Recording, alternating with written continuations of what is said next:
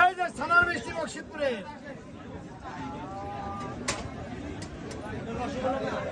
এই যে সেই রজ ঘোষের মিষ্টি, গদাই ঘোষের নাতি, হেম ঘোষের পুত্র। আসেন, বকশিতপুরের বিখ্যাত মিষ্টি। ঠিক আছে, বলেন বলেন। গদাই ঘোষের মিষ্টি, বকশিতপুর, হেম ঘোষের নাতি। আসুন আসুন।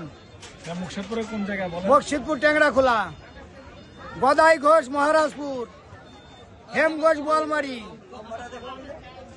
সেরকম মিষ্টি হবে।